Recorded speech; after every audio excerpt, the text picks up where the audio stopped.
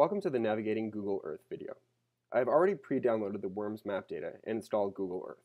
If you have not already installed Google Earth, please do that first. If you have not already installed the WORMS map data, you can do so by going to our website at worms.educ.ualberta.ca and navigating to Explore Data.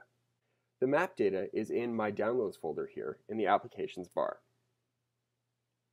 If you do not have a shortcut like this, you will need to navigate to the Downloads folder using the Finder, like so. To open the map data, all I need to do is double-click on the file called Map. This will open Google Earth and load the data.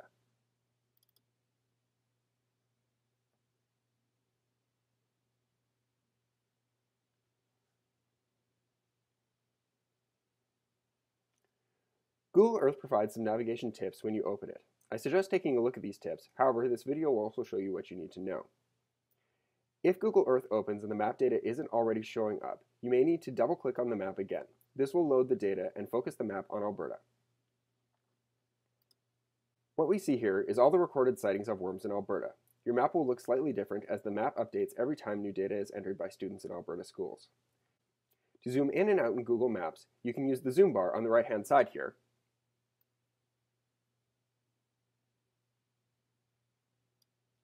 or you can use the scroll wheel.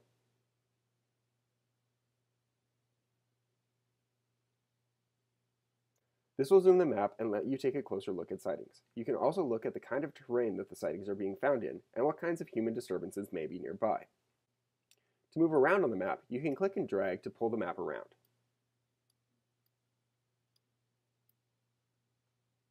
Once you've found a sighting you're interested in, you can click on the sighting to see what kind of worms are there and how many were found. For example, I'm going to zoom in on this worm sighting in Edmonton.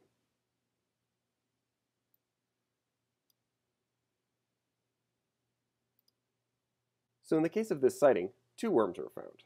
Each worm has a drop-down menu of its information about its habitat, its type, and its length. Some data may be missing due to differing data collection methods. Don't worry about this.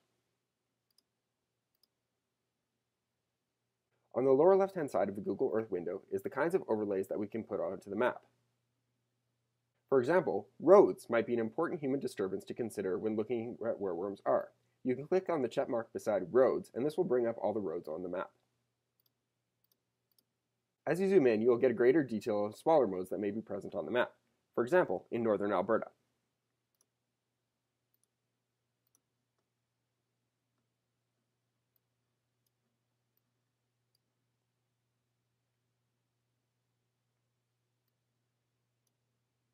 You can also use the satellite imagery to know where roads are and what kinds of disturbances may be nearby. Use these navigation tips to look at where worms are found and answer the questions in your lab.